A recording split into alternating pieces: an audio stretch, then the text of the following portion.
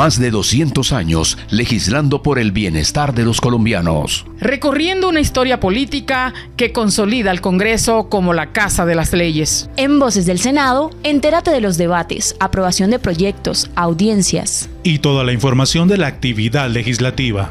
Aquí comienza Voces del Senado.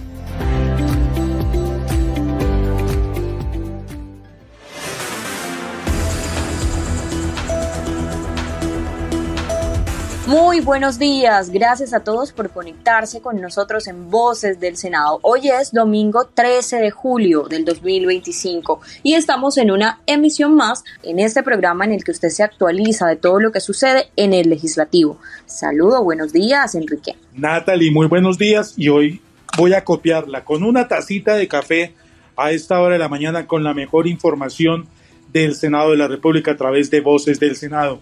Mucha información que tenemos el día de hoy, Natalie. Así es, Enrique, tenemos bastante información, el balance de la Comisión Quinta, iniciativas y debates que se desarrollaron en este periodo y que se siguen desarrollando en el Senado de la República, y los senadores han avanzado en temas propios de las diferentes regiones. Bueno, sí, señora, y vamos a empezar, Natalie, con el balance de la Comisión Quinta. Cabe recordarle a nuestros oyentes que hemos venido haciendo diferentes programas con la información, con los balances de las diferentes comisiones en este periodo 2024-2025, pero yo sé que usted tiene toda la información de lo que ocurrió en la Comisión Quinta durante este año legislativo. Así es, Enrique, con un balance positivo, la Comisión Quinta del Senado de la República culminó su periodo legislativo 2024-2025. Fueron 32 proyectos de ley los que se aprobaron en esta comisión, 18 debates de control político y una agenda centrada en la sostenibilidad ambiental, el desarrollo rural, la transición energética y la protección de los ecosistemas hídricos del país. Tenemos un especial con el presidente de esta comisión y quiero que sea él el que nos cuente cómo se vio el balance de manera interna en la Comisión Quinta del Senado de la República. Este es el senador Marcos Daniel Pineda del Partido Conservador. Bueno, termina un año legislativo muy importante para la Comisión Quinta, que pudo sacar 32 proyectos de ley aprobados en este año, 18 debates de control político, 6 audiencias fuera del Congreso, siguiendo nuestra consigna de ser un Senado no solo de Capitolio, sino de territorio, conectado con las necesidades de la gente. Importantes leyes fueron sacadas desde la Comisión Quinta, como la ley del ruido, la ley de ciudades verdes, la ley de protección a humedales Ramsar, la ley de ganadería sostenible, la ley de protección a las playas de Colombia, ¿sí? De protección a las áreas marino-costeras, muchos temas también de protección animal. Varios temas se lideraron en temas de debate, control político, como la crisis láctea, la crisis que hubo con respecto al sector arrocero, el debate que se le hizo al ICA con los problemas que tiene el ICA hoy con las licencias de movilización de ganado. Muchos debates se hicieron también con las altas tarifas de energía, sobre todo que padece el Caribe colombiano. De tal manera que como presidente de la Comisión Quinta le doy un balance positivo a los colombianos de que la Comisión Quinta trabajó y dio importantes resultados en este año legislativo que culmina. Finalmente, los integrantes de la mesa directiva, entre los que estuvieron, por supuesto, el senador Marcos Daniel Pineda, y en la vicepresidencia el senador José David Name del partido de la U, se resalta cómo la comisión desarrolló un escenario protagónico en el análisis técnico y político de los temas urgentes del país, reafirmando su compromiso con el control político efectivo, el diálogo con las regiones y la construcción normativa al servicio de los ciudadanos. Voces del Senado, Natalie Sánchez Gual. Natalie, muchas gracias por este completo informe de todo lo que ocurrió en la Comisión Quinta del Senado de la República. Nosotros continuamos con más información en Voces del Senado. Nuestra compañera Paola Saldaña nos va a hablar sobre un tema también que tiene que ver mucho en estos días en el país, la libertad religiosa. Paola, muy buenos días y adelante con la información.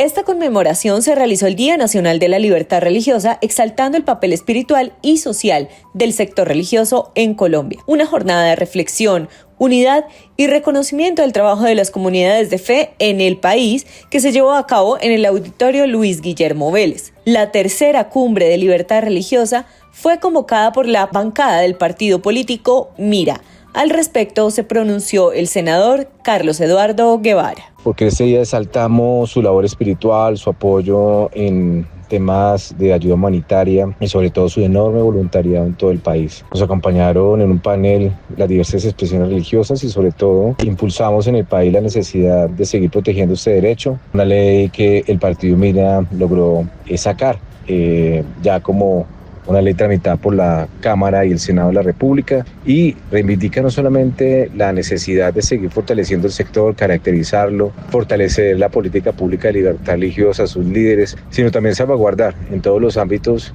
tanto en lo económico, social, político, cultural. La cumbre también fue un espacio de diálogo entre diversas confesiones. Comunidades judías, islámicas, católicas, anglicanas y pentecostales compartieron su llamado a fortalecer la presencia pública del sector religioso, respetando la diversidad doctrinal. Durante la jornada, la senadora Ana Paola Gudelo hizo referencia a la importancia de fortalecer la libertad de culto. Por eso hoy la invitación también que queremos hacer es continuar con este propósito, con este trabajo para que se mantenga esa libertad de conciencia y sobre todo también que nos permita enriquecer la democracia. Aquí con el senador Carlos Eduardo Guevara, con la representante Irma Luz, se viene haciendo un trabajo muy lindo. Al final de la jornada les vamos a contar de esos grandes logros que se han tenido también en materia legislativa, que han sido unos retos muy grandes, pero que los hemos logrado gracias al trabajo en equipo con cada uno de ustedes. Uno de los momentos clave del evento fue la presentación de la nueva ley que consolida la política pública de libertad religiosa, aprobada recientemente por el Congreso y respaldada de forma multipartidista. Esta norma busca garantizar la continuidad de los esfuerzos institucionales en favor de la libertad de creencias y más allá de los gobiernos de turno. El senador Miguel Virgües, presidente del partido Mira, celebró la aprobación de esta ley. Fueron 104 votos que apoyaron de 180, entonces 104, tenemos una mayoría pues calificada que apoyó el proyecto y hasta en el último segundo, en el último momento, logramos sacar y el Congreso entonces aprobó esta ley que vamos a pedirle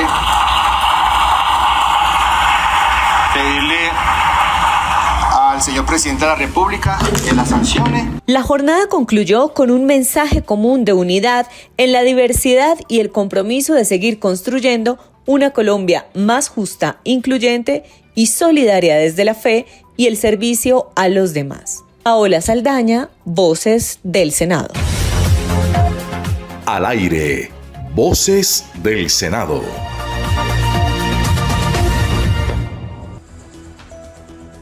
Gracias a nuestra compañera Paola Saldaña por toda la información. Y en el Senado de la República también se rinden diferentes homenajes a personajes o personalidades que han hecho un aporte positivo a nuestro país. En esta ocasión se le hizo un homenaje a Verónica Chin Jung Hue en la Comisión Segunda, pero que sea nuestro compañero Armando Arcila quien nos dé toda la información. En Voces del Senado presentamos aparte de las intervenciones en la Comisión Segunda, en la que se promovió el homenaje y exaltación a la doctora Verónica Chi Jung Hue, representante de la Oficina Comercial de Taiwán en Colombia, a quien le fue conferida la condecoración Orden de la Democracia en la categoría Gran Comendador. En Voces del Senado, palabras de la senadora Paola Holguín, quien intervino en este acto de condecoración y tuvo a bien pronunciar palabras de elogio para la homenajeada. Logramos entender de primera mano de qué se trata el milagro taiwanés y no es nada distinto a esa capacidad de hacer grandes apuestas como nación. Muchos tuvimos la oportunidad de visitar los parques científicos, de ver lo que hacen con las startups, de visitar una empresa como MiniWiz, que es un ejemplo súper lindo de lo que se puede hacer en esas apuestas de economía sostenible, de economía circular, de innovación, de tecnología. Y yo creo que lo único que hoy podemos decir de todo corazón es gracias, Verónica. Gracias porque más que una diplomática encontramos una amiga sincera, honesta, de Colombia. Encontramos una amiga que fue capaz de mantener la unidad en unas condiciones muy adversas. y en vez de debilitarse, la relación se hizo más y más fuerte gracias a usted.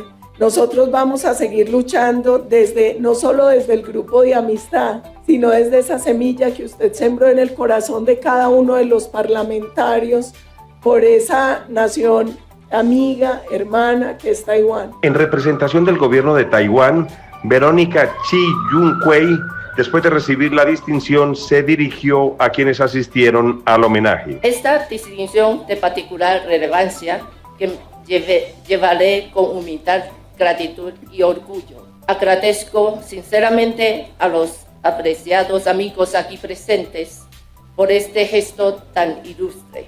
Esta condecoración no es solo un reconocimiento de logros propios, sino también un testimonio de apoyo, la orientación y la colaboración de muchas personas y entidades. Es un momento de profundo significado que marca la culminación de un trabajo duro de dedicación y resiliencia.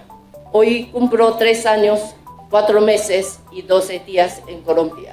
Durante mi misión diplomática en esta tan hermosa país, he sido testigo de poder de la cooperación, de la calidad de su gente, de la fuerza transformadora que tiene el trabajo solitario. Armando Arcila Monsalve, Voces del Senado. Armando, muchísimas gracias por esta nota. Eso fue en la Comisión Segunda del Senado de la República. Enrique, le cuento que este año Colombia, específicamente Barranquilla, La Arenosa, se convirtió en la anfitriona de la organización del Foro Mundial de la OCDE. El presidente del Senado de la República, del Congreso de la República, Efraín Cepeda Saravia, se encuentra muy satisfecho por la organización de este evento. Escuchemos a nuestro compañero Rodrigo Meléndez, quien tiene toda la información. Compañeros, muy buenos días. El presidente del Congreso, Efraín Cepeda Saravia, manifestó su satisfacción por la manera en que Barranquilla le cumplió al mundo en la organización del Foro Mundial de la OCDE, que por primera vez salió de Europa y escogió como sede a Colombia y concretamente a Barranquilla. La cuarta es la vencida. Primero, allá desde el gobierno nacional nos arrebataron la Fórmula 1, luego nos arrebataron los Juegos Panamericanos, luego nos arrebataron el Foro de Migración y finalmente esto no nos pudieron arrebatar. Y hoy estamos demostrando que esta es una ciudad pujante, en desarrollo, de gente seria, de gente amable, una ciudad incluyente donde se genera empleo, donde se piensa en sus pobladores y donde estamos con los brazos abiertos para la inversión generadora de empleo. Yo me siento muy orgulloso de mi ciudad, de mis gobernantes, el alcalde Yar, el gobernador Verano, de cómo se hace equipo con los gremios económicos, con la clase política, y eso ha llevado a que Barranquilla pues sea la ciudad de mostrar, y aquí no he recibido sino expresiones de visitantes nacionales y extranjeros maravillados de esta ciudad de Barranquilla, y esto no solamente es el empleo que genera el evento. Aquí veo muchos staff, veo la economía popular, cómo funciona, cómo se compran cosas en la calle de Carnaval, etcétera. Veo cómo los centros turísticos tienen que contratar personal, cómo los hoteles lo tienen que hacer, sino que aquí seguramente va a llegar inversión y esa inversión es generadora de empleo y de desarrollo. De manera que enhorabuena, no nos las pudo arrebatar el gobierno nacional y estamos demostrando una ciudad de Barranquilla de que estamos hechos ante los ojos del mundo. El presidente Efraín Cepeda también descalificó las declaraciones que en un trino hiciera el presidente de la República, Gustavo Petro Urrego, en el sentido de que desconfía de las elecciones y la transparencia de los comicios para 2026. Más absurdo porque por una decisión de la registraduría de adjudicar a una empresa, es la misma empresa con la cual Petro ganó las elecciones presidenciales.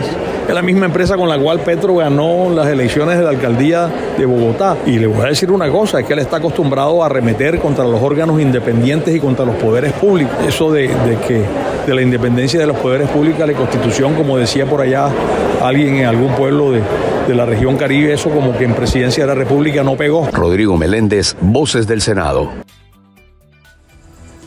Gracias a nuestro compañero Rodrigo Meléndez por toda la información y por supuesto este tema es de vital importancia de nuestro país. En el sector cultural siempre ha habido algunas falencias que se han venido reforzando en la historia de nuestro país y está relacionado directamente con las contrataciones. Una de las iniciativas que ha venido defendiendo los derechos de los trabajadores en el sector cultural fue la reforma laboral que fue aprobada hace poco en nuestro país. Escuchemos a nuestro compañero Juan Pablo Galeano, quien tiene toda la información. En la Comisión Cuarta del Senado, durante el debate sobre la formalización de los trabajadores del sector cultural y artístico, el reconocido gestor y productor Julio Correal alzó su voz en nombre de los actores y artistas del país. En los medios nuestros se volvió lo más importante el producto y se olvidaron de las personas. Nosotros ¿a qué venimos acá? ¿Por qué estamos apoyando esta reforma? Porque hay un punto que puede favorecer mucho a las personas que trabajamos en esto, porque la única manera de que tengamos acceso a los derechos que tienen todos los trabajadores, como el derecho a las cesantías, a las primas, el derecho a las vacaciones, las protecciones para las mujeres embarazadas, es la laboralización, ¿sí? Yo oigo acá a los empresarios y es que dar derechos genera pobreza. Creo que este es el único país del mundo donde anochece a las 9 de la noche. Correal hizo énfasis en la necesidad de que los artistas cuenten con un régimen especial que reconozca la naturaleza intermitente de su trabajo, tal como lo ha recomendado la ONU. La ONU desde hace muchos años nos clasificó a los artistas y a las personas que trabajamos en el entretenimiento como trabajadores especiales, que somos trabajadores intermitentes. Y como trabajadores intermitentes, así como lo decía la compañera recicladora en la que me sentía profundamente representado por lo que decía, necesitamos un régimen distinto, porque son más los tiempos de vacancia que los tiempos de trabajo constante, y muchas veces los ensayos, la preparación, todo el trabajo previo al trabajo en sí no es reconocido. También cuestionó los privilegios que aún mantienen sectores como el Congreso, mientras los artistas siguen luchando por condiciones laborales dignas. Ustedes sí son personas que están en el glamour. Ustedes sí son personas que tienen unos ingresos que los puede considerar unas personas glamurosas. Tengan consideración por el universo del trabajo, que no somos necesariamente nosotros, sino esas personas a las que le están privando esos derechos a acceder a unos mejores ingresos por trabajar horas extras, por trabajar los domingos y por dejar la familia en los momentos en que los demás están descansando. Muchas gracias. La discusión sigue abierta en el Congreso, mientras actores, músicos y creadores del país reclaman ser reconocidos como trabajadores con derechos. Juan Pablo Galeano, Voces del Senado. Las visitas guiadas al Congreso de manera virtual son una realidad, pero ¿quiénes pueden participar? Desde la Unidad de Atención al Ciudadano, la doctora Ligia Suárez nos cuenta. Colegios, universidades, grupos organizados que pueden ser internacionales, grupos organizados familiares, de ciudadanos colombianos y extranjeros. ¿Qué esperas para conocer cómo funciona el Congreso? Envía un mensaje al correo visitasguiadascongreso@senado.gov.co y haz parte de esta experiencia. Una campaña de Voces del Senado. A Juan Pablo, muchísimas gracias por su información. Natalie, pero nosotros, como todos los fines de semana, tenemos un espacio cultural. Este fin de semana, ¿de qué nos va a hablar Marlon? Así es, Enrique. Marlon siempre nos trae estas notas culturales y en esta ocasión nos habla acerca del Festival de Verano que es organizado por el Instituto Distrital de Recreación y Deporte, IDRD, y es una de las fiestas urbanas más representativas de Colombia, no solo por su magnitud, sino por su capacidad de integrar a diversos sectores de la población en el entorno musical, artístico y recreacional. Adelante, Marlon. Muy buenos días, claro que sí. Hoy en la nota musical, el Festival de Verano en Bogotá. Arte, cultura y movimiento en la capital. Cada año, entre los meses de julio y agosto, Bogotá se transforma en un escenario vibrante donde convergen las expresiones artísticas, el deporte y la cultura popular. El Festival de Verano, organizado por el Instituto Distrital de Recreación y Deporte, se ha consolidado como una de las fiestas urbanas más representativas de Colombia, no solo por su magnitud, sino por su capacidad de integrar a diversos sectores de la población en torno al arte, la música y la recreación. Más que una celebración, este festival es un reflejo del espíritu inclusivo y dinámico de la capital, y es un testimonio vivo del papel que juega la cultura en la transformación social. El festival, aunque oficialmente inicia a comienzos de agosto, despliega sus primeras actividades desde julio, llenando los parques, plazas y escenarios públicos de la ciudad con conciertos, muestras artísticas, eventos deportivos, competencias acuáticas y espacios de integración familiar. Es precisamente esta diversidad la que convierte al Festival de Verano en un catalizador de expresión colectiva. Desde batallas de freestyle y presentaciones de breakdance hasta talleres de graffiti, pasando por conciertos de géneros urbanos como el rap, el reggaetón y la música electrónica, cada rincón de Bogotá vibra con el latido creativo de su gente. En su dimensión artística, el festival ha venido consolidando un fuerte compromiso con el arte urbano y las nuevas estéticas juveniles. Colectivos de artistas callejeros, muralistas, músicos emergentes y bailarines urbanos encuentran en este evento una plataforma de visibilidad y reconocimiento. El espacio público se convierte así en un lienzo abierto donde convergen las voces de las comunidades, en un acto de apropiación cultural y reivindicación territorial. Este fenómeno ha permitido no solo el fortalecimiento de identidades barriales, sino también el diálogo intergeneracional a través del arte como medio de construcción social. Además, el componente deportivo del festival no es menor. Desde carreras atléticas hasta torneos de deportes extremos y jornadas de actividad física, el evento también fomenta hábitos de vida saludables y visibiliza disciplinas que suelen estar fuera del foco mediático. El Festival de Verano de Bogotá es mucho más que una serie de eventos recreativos. Es una celebración del arte como expresión de vida, del deporte como herramienta de inclusión y de la ciudad como escenario de participación activa que deja huellas en la memoria colectiva, fortalece el tejido social y reafirma el derecho a la cultura como pilar de ciudadanía. Marlon Yepes, Voces del Senado. A mí me gusta mucho que Marlon siempre nos sorprende con información adicional de la cultura, la música y el arte en nuestro país. Son notas que a mí me agradan un montón. Y además de esta nota vamos a dar paso a Colombia Pregunta, un espacio que tenemos estipulado para que los colombianos pregunten y por supuesto los senadores respondan. Colombia Pregunta. Mi nombre es Nicolás Delgadillo. Le quiero preguntar a los señores congresistas, de acuerdo a la discusión que se está llevando en el Congreso sobre la reforma laboral, ¿cómo vamos nosotros los aprendices con el tema del contrato de aprendizaje? Nicolás, te comento, el artículo del SENA fue recortado en la Comisión Cuarta del Senado de la República. No se aprobó que fuera un contrato laboral, sino que fuera un contrato especial. Así, los estudiantes tendrán, pues sí, un salario, tendrán sí unas prestaciones, pero su contrato sigue siendo especial.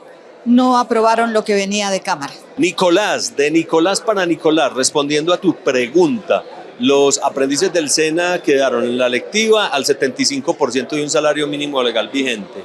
Y ya en la parte de la práctica quedaron al 100% con seguridad social. Yo creo que es un gran salto y es una apuesta importante porque es la preparación ya para entrar a la vida laboral con todos sus derechos plenos. Si quieres participar en nuestro programa, envía tu video en formato horizontal al correo canalcongreso@senado.gov.co. En el Congreso, tu voz importa. Colombia Pregunta. Bueno, oyentes, así llegamos al final de Voces del Senado para hoy domingo 13 de julio de 2025, agradeciéndoles la sintonía a través de Radio Nacional de Colombia. El presidente del Congreso, Efraín Cepeda Saravia, jefe de la Oficina de Información y Prensa, Juan Francisco Balbuena, la edición de Alexander Ariza, el trabajo periodístico de Luis Sayano, Rodrigo Meléndez, Paola Saldaña, Armando Arcila, Juan Pablo Galeán, Luis Fernando García, Marlon Yepes, Enrique Castañeda y la coordinación de quien les habla, Natalie Sánchez Gual. Bendiciones para todos y para todas.